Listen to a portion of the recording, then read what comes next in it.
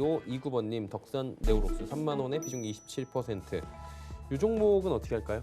네, 덕산 네오록스 같은 경우는 IT 소재, 특히 이제 디스플레이 소재 관련된 쪽으로 상당한 강점이 있는 회사고, OLED 관련된 부분에서 상당히 주가 모멘텀을 좀 받고 있고, 실적도 작년 디스플레이가 굉장히 안 좋았는데도 덕산 네오록스 같은 경우는 펀더멘탈이 조금씩 개선되고 있는 종목입니다. 그렇게 보시면은 지금은 좀 긍정적인 흐름으로 좀 접근을 하셔도 되지만, 디스플레이 관련된 부분은 이제 목표가는 조금 제한적으로 설정을 해야 된다라고 계속 말씀을 드리고 있는데요.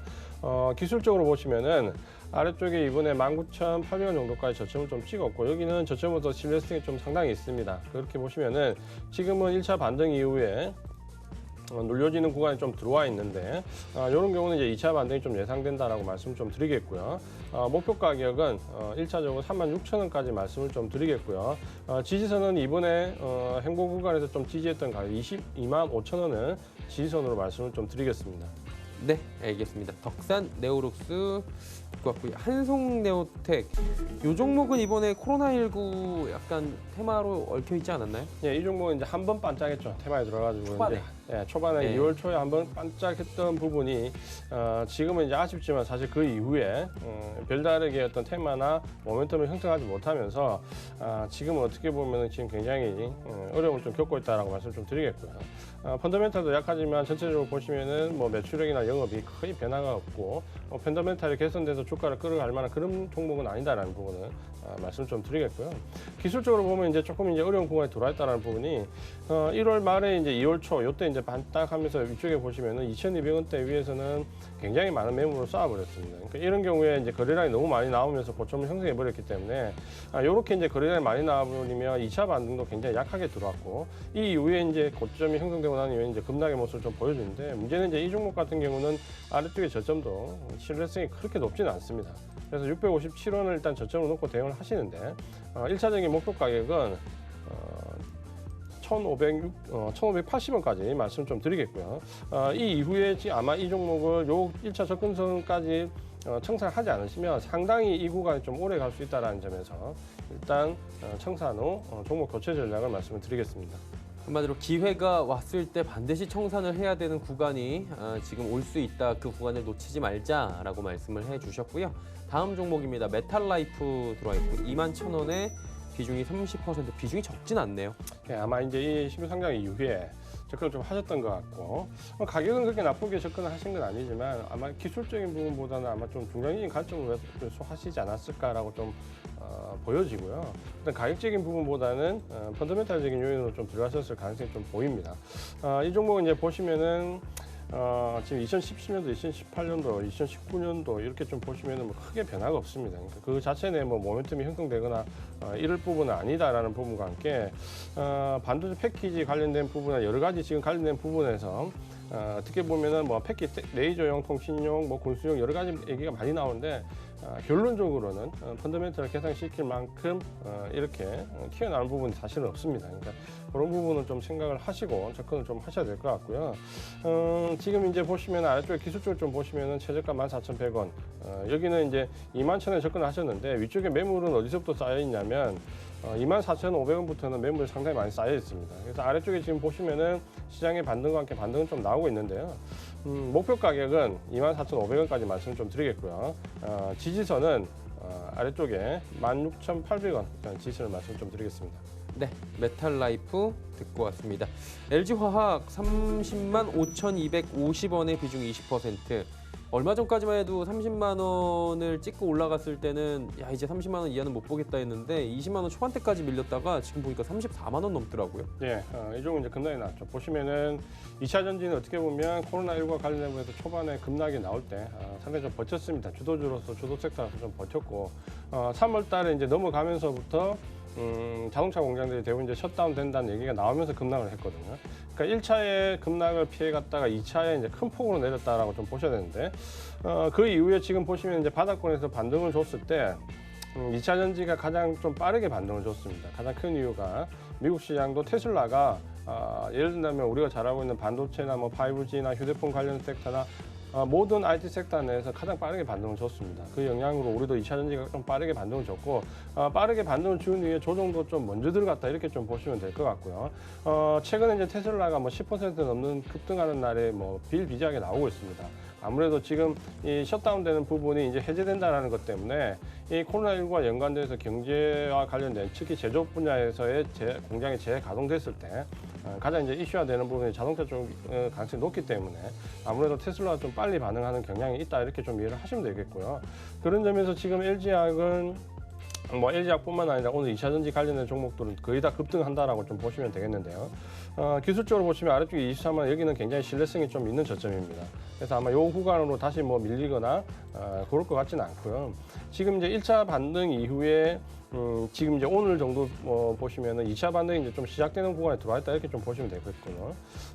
기술적으로 이제 아래쪽에 지지선은 28만 원 정도로 지지선 좀 잡으십시오. 28만 원 잡고 1차적인 목표 가격은 40만 원과 42만 원 요 구간 사이에 일단 1차 목표 가격을 좀 말씀을 좀 드리고요.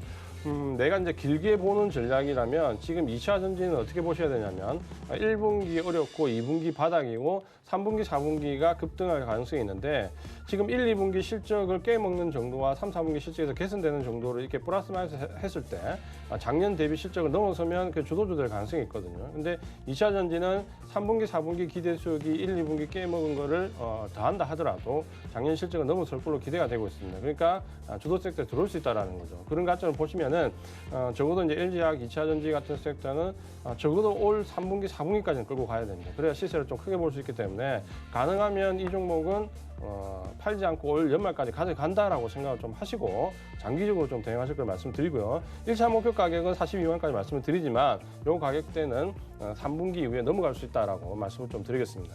8792번님께서 YN텍 9,500원에 비중 19% 말씀해 주셨습니다. 어떻게 할까요? 네, YN텍 종목은 사실 굉장히 펀더멘탈이 좋은 종목입니다. 산업도 좀 섹터도 좀 유망한 종목이다라고 말씀을 좀 드릴 수 있는데 이 산업 폐기물 관련된 이 환경 관련된 종목들은 지금도 YN텍 같은 경우는 실제 꾸준하게 늘고 있고 앞으로도 상당히 개선될 여지가 많고 YN텍 같은 경우는 가격도 지금 퍼가 10배 미만으로서 좀 메리트도 있는 종목입니다. 그러니까 전체적으로는 이 종목이 가지는 메리트는 굉장히 많은데 다만 이제 코로나19의 영향을 좀 받으면 아무래도 공장들이 대부분 셧다운 안 돌아가고 있기 때문에 산업 폐기물 처리할 부분이나 이런 부분이 없는 거죠. 최근에서 보시면은 코로나19 이후에 공기가 굉장히 좋아졌다라는 얘기를 많이 하고 인도나 중국 같은 경우도 지금 굉장히 맑은 하늘을 볼 수 있다는 점에서는 YN텍은 어떻게 보면은 그 부분에 대해서는 좀 피해를 입고 있는 종목 중에 하나다 이렇게 좀 보시면 되는데요. 하지만 이제 YN텍 같은 경우는 좀 장기적으로 봤을 때 충분히 접근을 한번 해볼 만한 펀더멘탈과 사업성을 좀 가지고 있다라고 말씀을 좀 드리겠고요.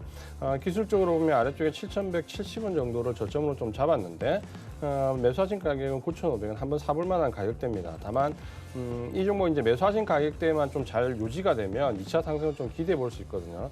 그래서 9,500원을 짧지만 지지선을 좀 짧게 놓고 대응을 한다는 관점으로 보시면은 9,500원이 지지가 되었을 때는 위쪽에 목표 가격을 11,500원까지 말씀을 드리겠습니다. 네, 11,500원까지 말씀해 주셨고요. 메일 유업 72,400원에 비중 10%입니다. 이 종목은 어떻게 할까요? 메일 유업 같은 경우도 사실 어느 정도 모멘텀이 좀 형성되어 있는 종목이었는데 아래쪽에 이제 저점은 좀 잘 잡혀 있는데 올라가는 부분에서 상승 탄력은 사실 그렇게 좀 크지가 않습니다.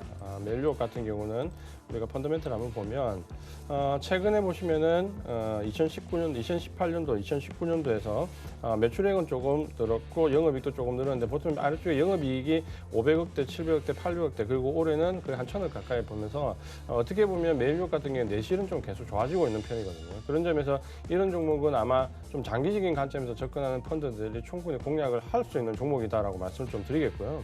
기술적으로 좀 보시면 저점 56,000원 잡았는데 여기는 굉장히 저점으로서 신뢰성이 좀 강합니다. 그러니까 여기는 아마 강한 지지선으로 좀 인식을 하시면 될 것 같고요.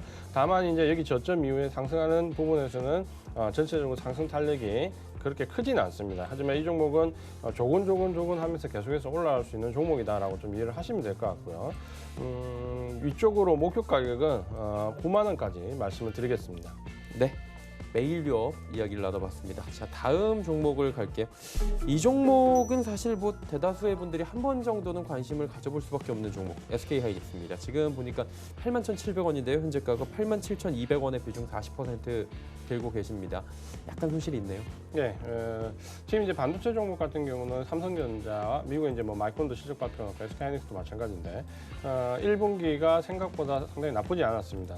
견조한 모습 좀 보였고 특히 이제 메모리 쪽에서 좀 보시면은 서브용 수요가 굉장히 증가하면서 재택근무라든지 이런 부분 때문에 데이터 센터 구축이 많이 늘어났죠. 그러면서 서브용 제품들이 한 10% 이상 가격이 급등을 했고 PC용도 수요가 지금 급증하면서 생각보다는 선방을 했습니다.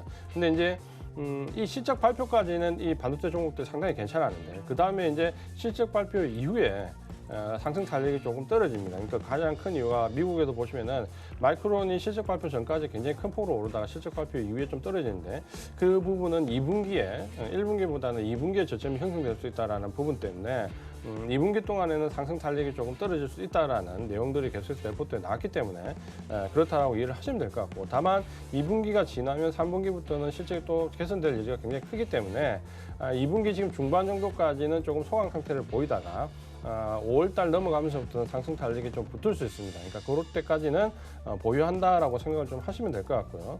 SK하이닉스 같은 경우는 아래쪽에 지금 65,800원 저점을 잡았는데 마찬가지로 여기는 저점으로 신뢰성이 상당히 있습니다. 그러니까 여기는 저점으로 지금 상당히 신뢰성이 있고 다만 지금 현재는 87,000원 요 가격대와 76,000원 한 만 원 정도 상관을 놓고 박스권은 좀 형성했는데 방금 전에 2분기 저점론 때문에 어느 정도 박스권 등락을 보일 수 있다는 부분을 말씀을 좀 드렸고요. 다만 이제 5월달이 넘어가면 방향을 위쪽으로 잡을 개연성이 좀 크다라는 관점에서 아래쪽에 75,000원 정도를 지지선을 잡고 좀 버티시면 위쪽에 목표 가격은 104,000원까지 말씀을 드리겠습니다. 네, 목표가 104,000원까지 한마디로 조금 더 버티시면 이제 요 추세가 이어진다면 괜찮게 갈 수 있다 이렇게 정리가 될 것 같고요.